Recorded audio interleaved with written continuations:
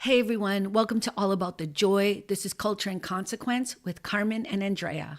I think one of the things that I'm starting to realize is that I want this to be more about us just having a conversation as opposed to like I just did all this research and I'm kind of like, okay, I don't research before I get on the phone with you. You know what I You mean? know what? That's funny. I did too, because, and of course, I'd never do that before a phone call, but I do think that it's important if we are going to talk about things and put them out there that we do need to be factual. It's different when it's just me and you shooting the shit, right?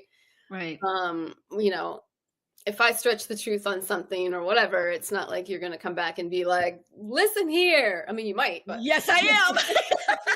Like if you I know, disagree with you, probably but something that you agree with. You're like, yeah, fuck that.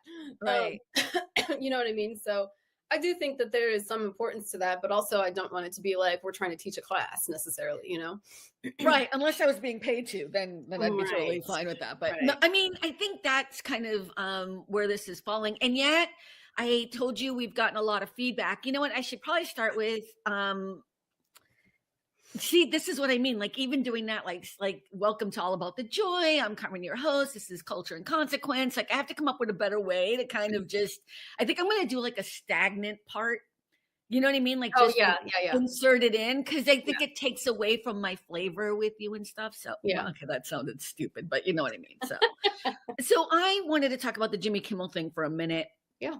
and I can't tell you how many people think I work for Jimmy Kimmel, which is so funny. Just, like, I have a hat and a T-shirt, and people like, "Do you work for Jimmy Kimmel?" Here's the thing, even if I did, I wouldn't tell you. That's what I always Right. answer, right? But I really want people to go and watch the episode that uh, Sinclair, who owns all multimedia crap, and the Trump administration are saying was like the be all end all of what he said about Charlie Kirk, and that's why they took him off the air.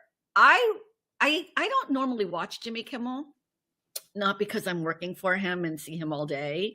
So just kidding. Like I do not work for You're Jimmy like, I Kimmel. see it the first time. I see it the first time, right? Yeah, I do not work for Jimmy Kimmel, but it's like I'm winking now. I'm just kidding. I I know. like confusing the fuck out of people. But Mhm. here's the point.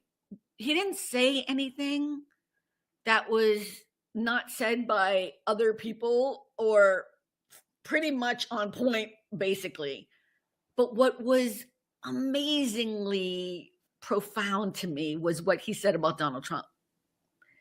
Like how much he is. And then I went back and watched like 4 or 5 other episodes, like, and I was just a monologue, and I was like, "Oh, this is what this is about, is Yeah. this thin-skinned man who can't take responsibility for his own bullshittery." I mean, the line that Jimmy Kimmel says, and I'm paraphrasing, but he's like, "So your really great friend has passed away," and they, point the camera to Donald Trump and ask about him, and he starts talking about a ballroom. Yeah. So look it for people He who don't cares get it, about I'm nothing. confused. He cares about no one but himself. And like, why that is so hard for people to see is an absolute mystery to me. But Yeah. here we No, are. you're not talking about Jimmy Kimmel, you're talking about Trump. I am, yes. Yeah.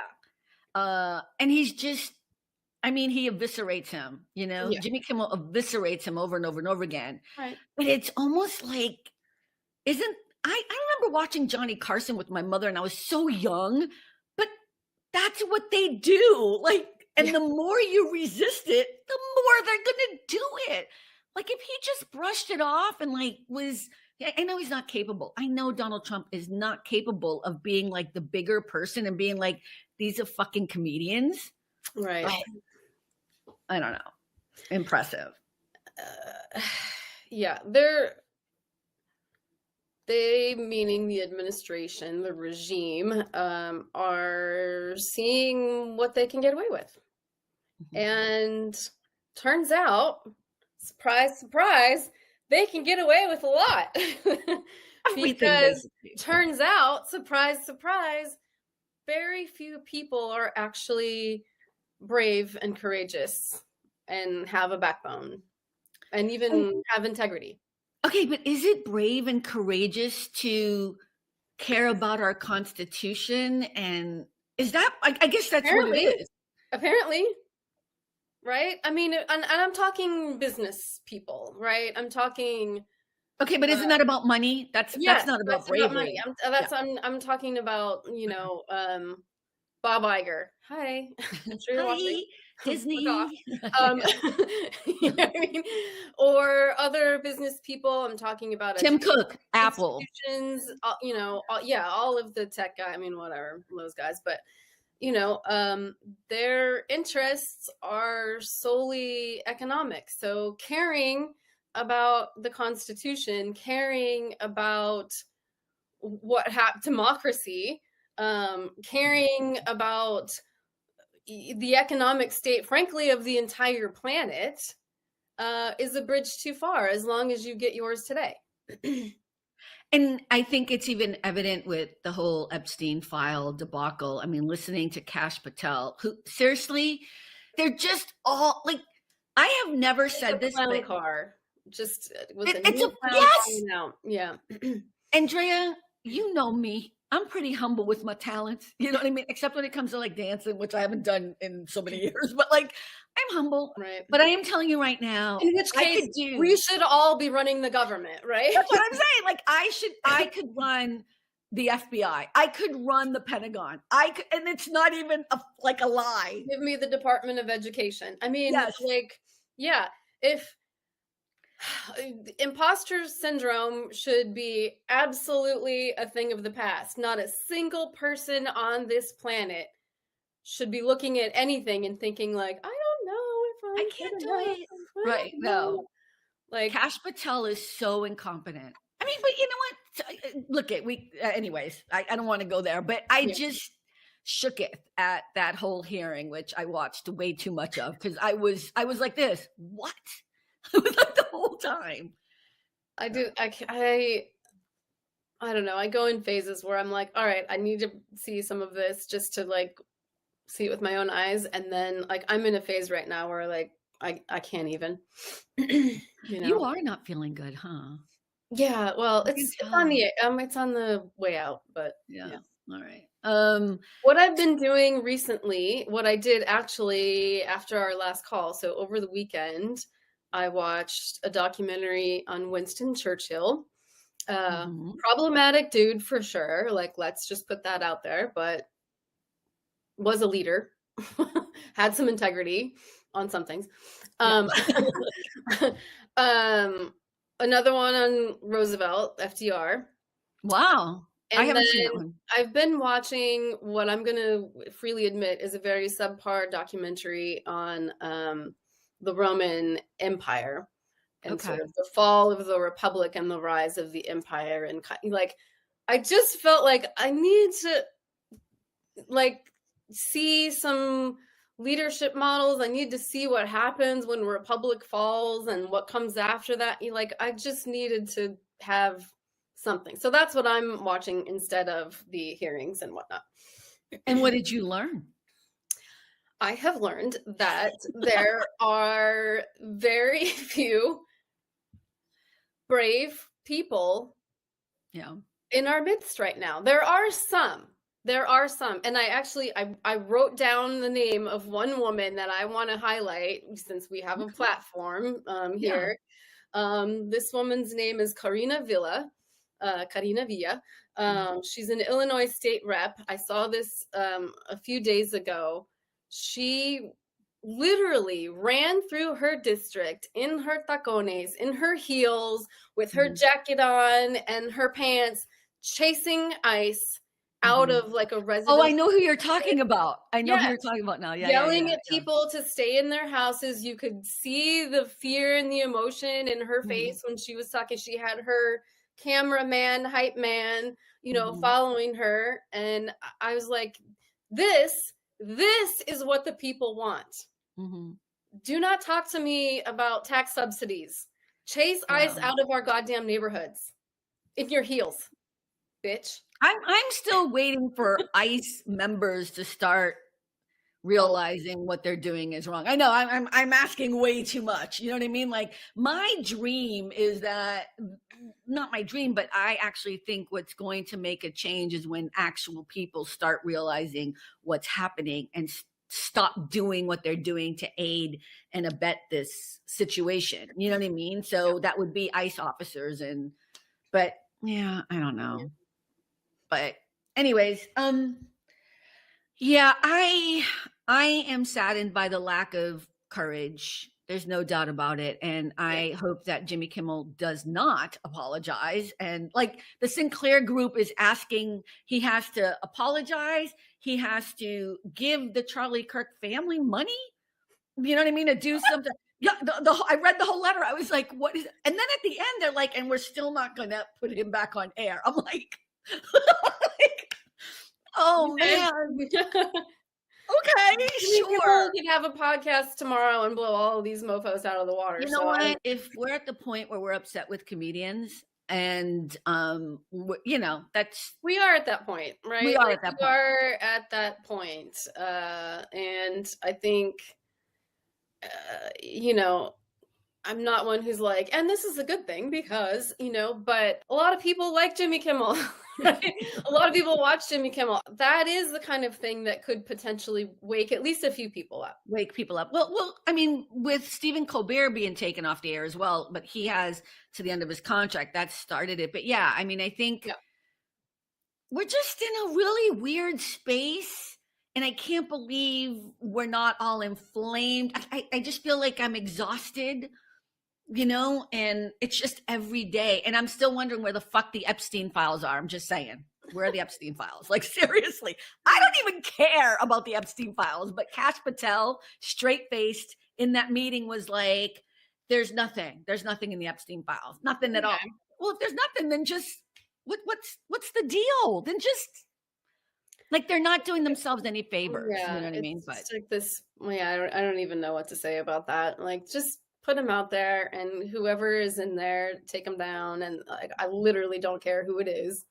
Yeah. So we got feedback, which was nice. Some of it was not nice. Somebody was like, please stop swearing.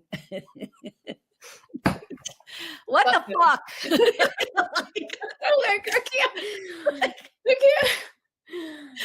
I was like, you don't have to watch the show. Like, like, this is us. Like, this is literally the way we talk to each other. And if you tell someone to not swear who casually swears on a regular basis, all I'm going to do is swear more. Like, I don't even know. Right. And do you not know me? Is this your first? Is this your first time? That people who swear are more intelligent than people who aren't. This is actually fact. It is. That is a fact. I'll find it for you, but yeah, I'll find it. I'll put it down. Not that it's a competition, but not that it's a yes, it is. Okay, so the other feedback was people wanted to know, and when I say people, I mean Rick Costa. Like, Rick was like, "Are you guys going to really talk about the differences between Republican and Democrats, and you know, to get more into it?" So, but first, I wanted to start with talking about what liberalism and conservatism is. And those are ideologies. People get confused. Those are ideologies. And then I was like, maybe people don't know what ideology means. Let's get into it, girl. I was a poli-sci major for 2 years. House. Okay, well, I'm going to read the definition and then I'll give an example after you say, okay, an ideology is a system of beliefs and values that shape how someone sees the world. That's like the easiest way to say it. And I was going to say this example because I like things to be super easy. So the way I think about it is, pretend we're talking about phones. iPhones are one ideology. Android phones are another ideology, right? Yes, that's a very, very good example. Thank you. Go ahead. I'm sorry. No, I mean, I think that's a great way to say it. And, you know, and they form the basis for political parties, their economic and political policies, right? That's right. You know, they're based on different ideologies. Right. The way you see the world. Right. They're based on the way you see the world, but also I will call it thought leadership, right? Academic writing. So, for example, Karl Marx, right? Marxism. He wrote Das Kapital, which was a criticism of capitalism and the basis for communism, which turned out to be the basis for, the Russian Revolution leading to You're the getting way too Soviets. deep for people here. Yeah, But etc. But I'm just saying, like I know. because seriously, all people heard was you didn't even make this link, but they're going to be socialism, liberalism. That's it.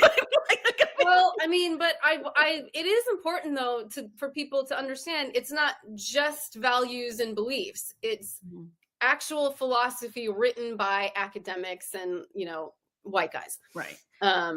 It's true. It's true. Yeah. Factual. I mean, so, and that is the basis for the policies that the parties then put out into the world. So the parties, let's just use Republican and Democrat. Yes, there are others, but let's just use the two-party system at the moment. Yeah. Those are labels. So those are actual, like, that's kind of going back to my phone analogy. I get a little deeper into this. That's like the apps, Instagram, Spotify, whatever. I'm not promoting any of these. I'm just saying you can have any of these on either phone. So you can be a Democrat and be a conservative. You can be a Republican and be liberal. Those things cross over. So you can do those things. It's just like having those apps. You can use them on an Android phone or an Apple phone. So the apps would be the labels of like the Democrat, Republican. So just to give people a different way to look at it. Not to go too deep into the app thing and the phone thing. Right. That's the end of it. But right. Well, and like I don't want to get too academic, but there's she's gonna get academic and I'll stop her in the head. Right. There's the idea of the political spectrum, right? And so on the right, you have in general conservatism, and on the left, you have liberalism. And the farther you go out to the sides, the more extreme it gets. So on the right, you have, reactionary, and on the left, you have radical. And then, in my opinion, they meet down at the bottom in a full circle of authoritarianism, where you've got fascism and, all of that. So forget the bottom thing at the moment, because I know that went too hard for people. Right? I believe that most people, this is before Trump.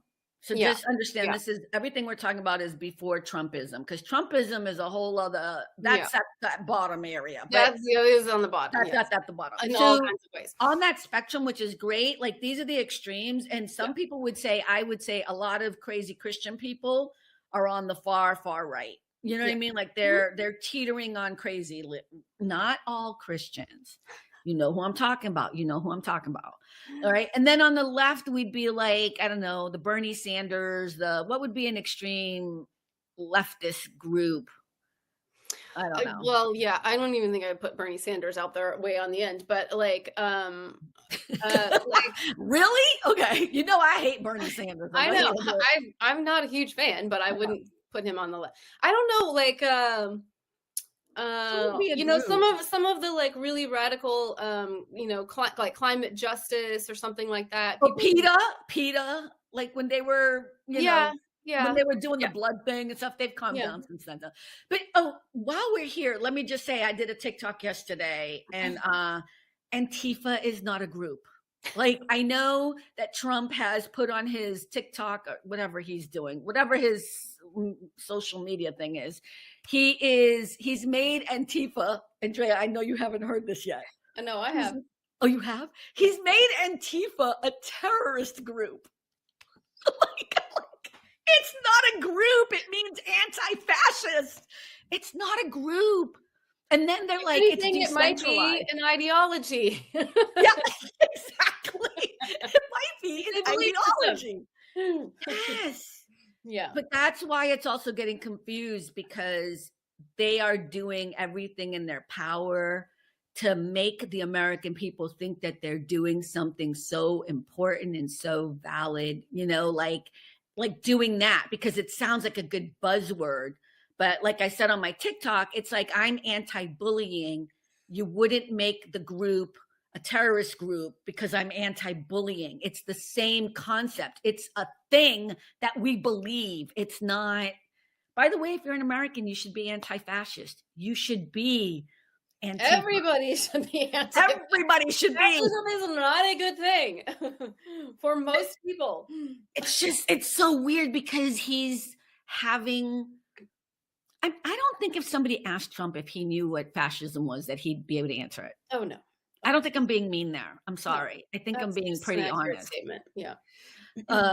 So him using that as a buzzword, again, where are the Epstein files? I just want to throw that out there because that would have been a great tweet or whatever he was doing if he had said, by the way, here are the Epstein files, you know what I mean? As opposed to making up all this crap. Right. All right, back to liberal and conservative ideologies, but let's get into what they believe, right? Kind of, sort of. Do you want to take the liberal column? Because I know it makes you sick to even think of the conservatives. Yeah, I mean, I'm gonna be general, so you can fill in some specifics. But you know, on the left liberal side is progressivism, right? Advancing the public good through government action a lot of times. So they believe in more government help, in particular for vulnerable groups. It's really but let's take it one at a time. I don't want to go down. I want to like you do that. Like, so liberals believe in the government having more involvement with the people and helping people who are vulnerable, falling through but also just making sure we have what we need. Right. I mean, so we're talking about healthcare, education, you know, public goods, libraries, roads, you know, that's a good one. That's good. Those kinds of things. We believe that when we pay taxes and we give it to the government uses those taxes to help the greater good of all the people. When you hear it that way, I don't even know how conservatives would not agree to that if you want to take care of your neighbor, right? But let me tell you what conservatives believe. Conservatives believe actually limited government, and they believe in personal responsibility.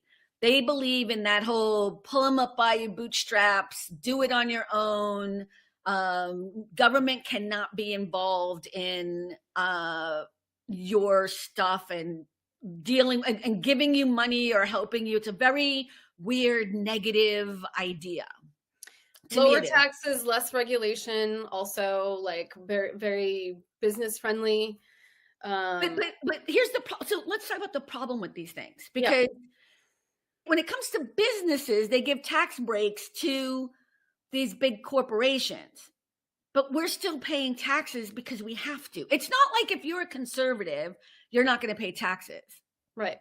You're still going to pay taxes because they want their money, but they're taking the money, and instead of giving it to people who are falling through the cracks or whatever, they give it to corporations for tax breaks and incentives. Yes. The idea, I believe, is... I was just going to say, let's give them the idea. If... Your favorite trickle-down theory. Right. If you have more money in your pocket as a individual or as a business owner, then more money will flow through the economy and it will trickle down to those who have less. That is not true. And well, here's the thing.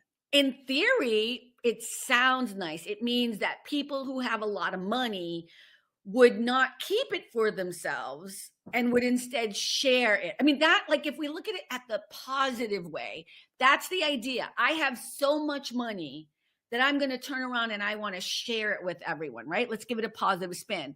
That would be the trickle-down theory. I'm going to create jobs. I'm going to create other opportunities. I'm going to help other people. Shop and buy things. Yeah. Right. Shop and buy the economy. Yeah. But that's not what happens ever, because you always hear about these golden parachutes. You always hear about these buybacks, right? These share buybacks or whatever. So what ends up happening is all these rich people take all this money and they don't create new jobs. They hoard it. They hoard it and they keep it for themselves, and they they might sprinkle, like once they have so much money, they might sprinkle it into some other ideas and do a couple of, like, oh, I'm going to give some money to blah, blah, blah. But it's never at the abundance. That's why I think we have these people who are billionaires. I really 100%, do. 100%. The idea is that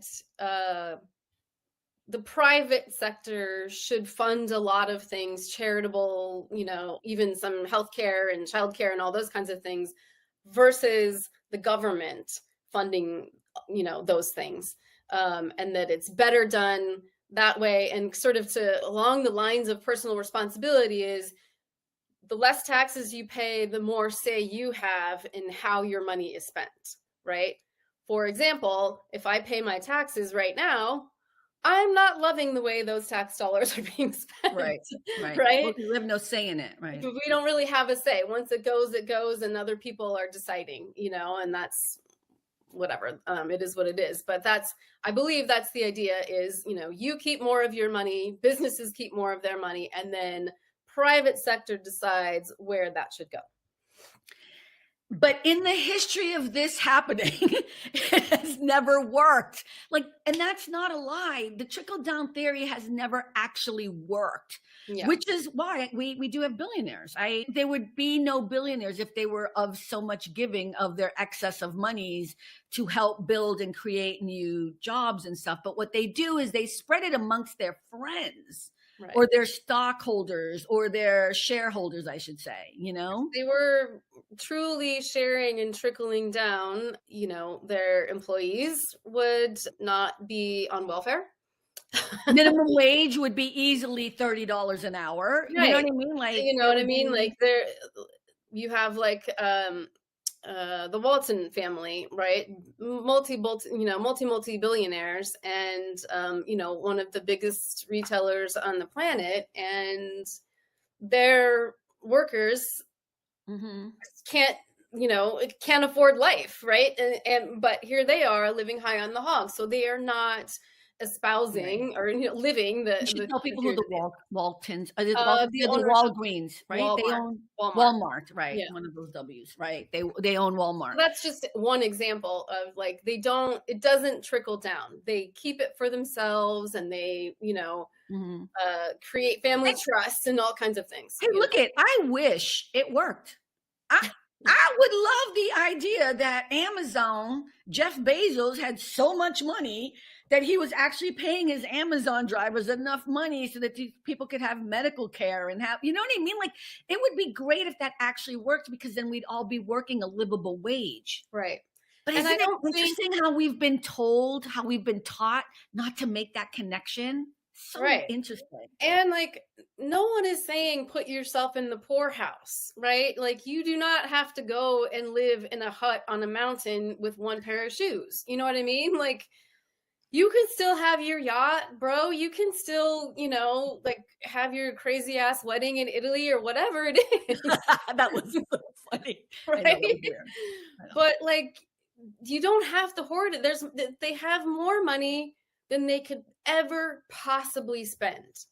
They really could not. Well, that is a weird part of what I hate about the wealth in the United States. I mean, I guess it's around the world, but because I always think about Saudi Arabia, whatever, but that's all about being in control, right? It's a different kind of power if it's all about money. Right. It's not authentic power. I mean, as far as I'm concerned, you know what I mean? It's not real power. It's not. And not to put too fine a point on it, but you have more money than God, but you're still up there kissing Donald Trump's ass. Yep. So how powerful are you? Yep. You have what they call fuck you money. You don't ever have to deal with any of this ever. Mm-hmm. But you choose to go and kiss the ring. It's weird. Because it's a fake kind of power, right? Because to me, real power, and people are gonna we'll have 2 viewers after this, but real power are people that walk with such brilliance that I think Barack Obama has a lot of power.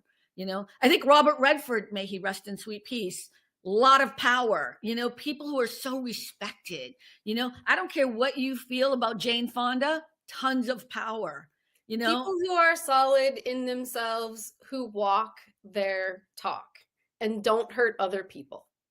I'll even say people, and of course, I feel like I'm only naming liberal, but like I think about even like Warren Buffett or I'm trying to think of other people who have power that might be, he's not conservative, but he has a lot of money. Mark Cuban is also more on the left. So all the good people are on the left. No, I'm just kidding. Like, I don't know. I'm trying to think of a Republican or a conservative that I think yields a lot of kind of power because they're a good. Oh, I can name one. I know you're going to disagree. May he rest in peace. But John McCain was, I know, but I'm just saying he had honor and dignity, whether you agreed with him or not. Had. That I know, but he died. I know. And he also brought us Sarah Palin. I know, but that's when he lost some power. But That's why I said had. Okay, had. Right. I'm struggling here. I trying to find I know. Republican. He is a name that popped up for me too. He is But a you name that refuse to popped up say for it. me too. But You refused to say it. You were like, wait. I just want to tell everyone the other day that like, I don't think we were on screen. No, because I didn't leave it in. But you were like, how bad is it that I wish Cheney was back? I remember it's like, I wanted to capture that moment. You actually said that. Dick Cheney. Yeah, who we love. But that's how bad we're at right now that Andrea is wishing we had the problems of the Bush-Cheney era. Yeah, look at, she won't even admit it. I know. I will not repeat. So it's just a tough time. I think that it's hard for people to understand that they're more to the middle than not. That's kind of what we were saying. We said most people think they're Republicans. But I'm going to say, here's what I personally believe. I believe that the United States is a center-right country. So mostly center, but like just to the right, not like too far over, but a fairly conservative country. You may disagree, and I'm sure a lot of other people will too. I also happen to believe that the Democratic Party is a center-right party. And I think the Republican Party veers in between like conservative and reactionary. At least I'm going to say for most of our lifetime, that's where I believe they lived. Now it's something completely different. But so when I say that I believe most people are not Republican, number one, it's a fact, borne out by the numbers. But number two, it's based on that. Like I said, I think United States is center right, and I believe that the Democratic Party is primarily a center right party. Yeah, I mean, I know you want me to fight with you. I'm not going to fight with you on that. Because I've always called myself a conservative Democrat. So I'm not going to, I've always, right? That's where you and I have had our battles. I've always been. I'm like over there in radical territory. Yeah. She's in Lululand. Right. Like, and that's cool. I think if I have to jump on a bandwagon, I'm certainly not going that way. Yeah. But even like, and people will freak out. Like people think like, oh, Barack Obama is so liberal. No, he's not. Neither was definitely Hillary Clinton was not, So that is not an off basis analogy or whatever you just said, definition, I should say. I just think more people think that they are Republican or Trump people. I know people going to be mad, but Trump is not even a Republican when it comes right down to it. He's just doing what he's doing for money. Yeah. And, like even the emollients clause, is that how you say it? Emollients clause? The clause that says that when you're president, you cannot be taking money and making money off of the presidency. I think that's what that I think it's emoluments, but I could be wrong. Emoluments? Maybe I could be wrong. I don't know. Whatever it is, I'll put it down at the bottom. But he has become a billionaire while being in office. He's selling like coins and shit and Bibles. I just want to put this in perspective. Jimmy Carter had to sell his peanut farm. Yeah. To be in office. And yet everyone's okay with Donald Trump doing what he's doing as far as making money off of the presidency, which is incredible. I believe that a lot of people believe they are Republican or whatever because Republicans are better at marketing and scaring people. And so you create some big scary thing that's like, oh, the radical left, blah, blah, blah, blah, blah, death panels, right? Remember that whole thing? Yeah, the Death death panel. panels when I'm we going were to trying say to get something healthcare. different. I'm going to say it's something different. I Mhm. think they believe that being a Republican makes you closer to God.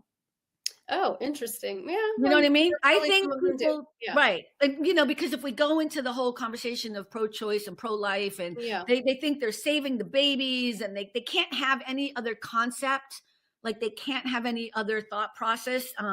And there's this whole idea that to be Republican means to be closer to God and Christianity or whatever you believe in. And that way it makes you a better person. Mhm. And then when you say things to people like pull yourselves up by your bootstraps, that sounds amazing. Like, yeah, I don't want to have to, I'm doing everything on my own, and I'm struggling and I'm having a hard time. Why do I have to help somebody else who's lazy or stealing from us? Or Mhm.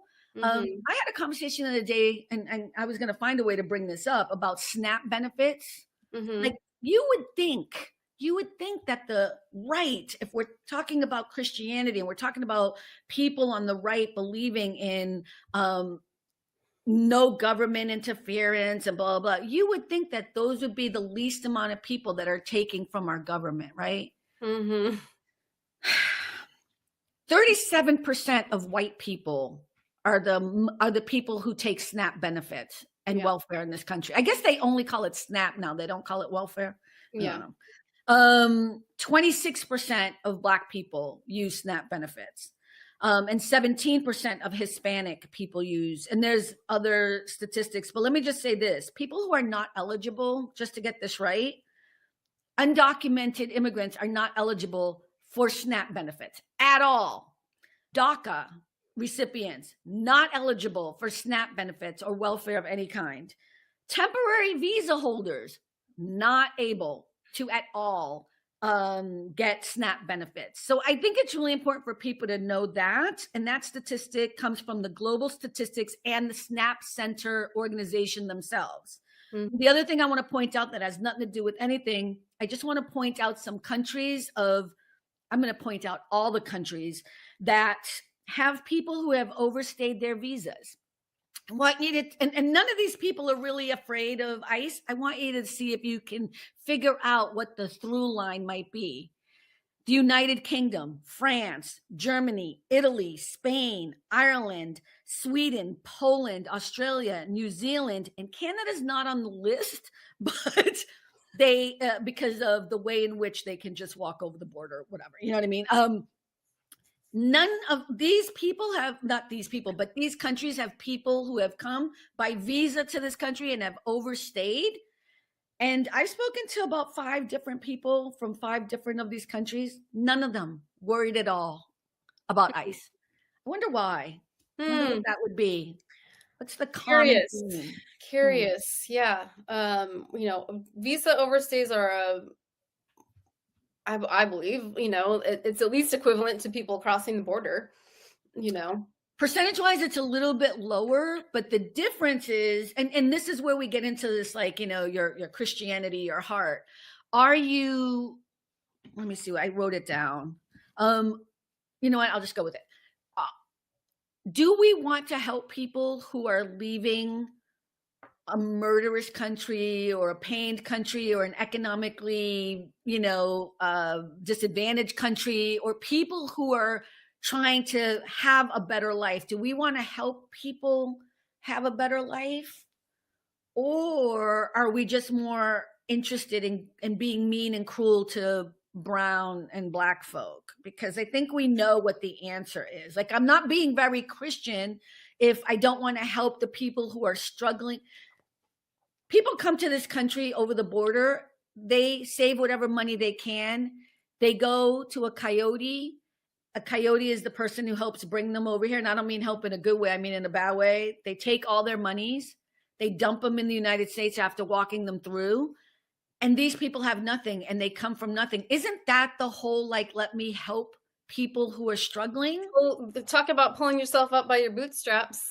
That's what I'm saying. I'm sorry, but like, there you will not find more dedicated, harder workers, people who are willing to literally walk through fire to be here and contribute not only to this country, but yes, to their family back home. Family values. Hello, that's the whole reason they come.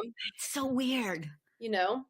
You would think that would be the Republican Party who would be like, let me help my fellow human being because it's Christ-like, it's Jesus-like, it's, yeah, but it's not any of that. It's racism. Well, you would think that you actually believed they were like real Christians. And I'd, you know, like, I'm sure, okay, we're going to lose all the watchers, you know what I mean? But like, you can talk about Christianity and your Bible verses and your this and your that all you want, but like, I literally don't care. If you're not walking the talk, shut the fuck up. It's so true.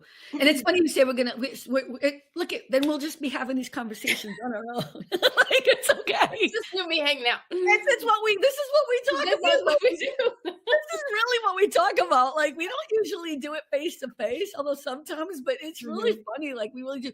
Like, and again, I'm not hating on any religion. I just don't know where along the way. I mean, I do know where it happened, but you know, this separation between church and state, you know, like, and how we've just kind of infused all of that into our politics so easily now. And again, it's the contradiction. You would think that Republicans would be the ones who would want to fix the immigration situation and go after corporations who are allowing people to work these jobs under the table, right? Imagine if there were no jobs. If there were no jobs for people to come here for, they wouldn't come here. Yeah. Well, this makes me think of the one thing that we didn't talk about when we talked about the different ideologies and the political spectrum and all of that, which is sort of the foundation upon which all of this is built that permeates wherever you are on that spectrum.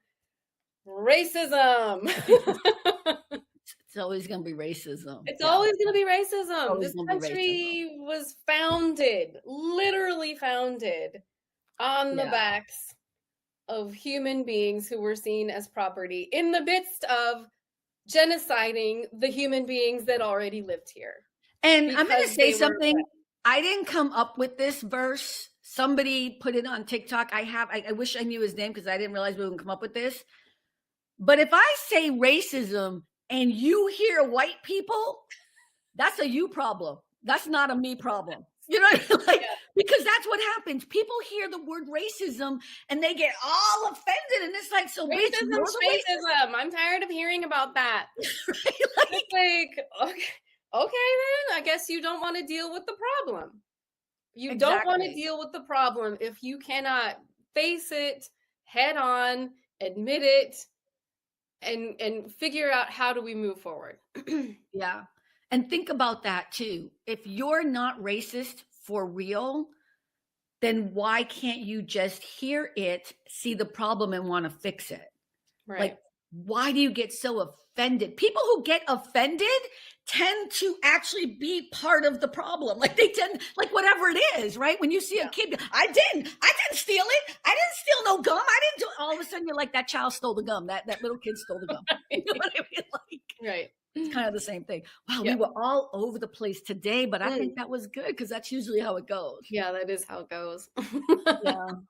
All right. Well, hey, everyone, thank you for listening. We appreciate you being here. And keep sending your comments. Please be kind and nice. And or not. It's okay because I have someone deleting them now. So no, it's totally fine because you know what? This is what we do. And I think it can only help people. So remember, we have our Friday night shows at 6 p.m. Pacific, 9 p.m. Eastern. You can come and join in. It really is a relaxed, chill, kind of no politics, no religion kind of conversation between friends. And we'll even invite you up if you're cool and vetted.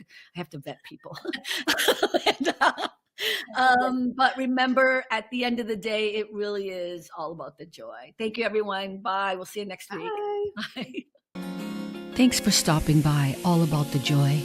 Be better and stay beautiful, folks. Have a sweet day.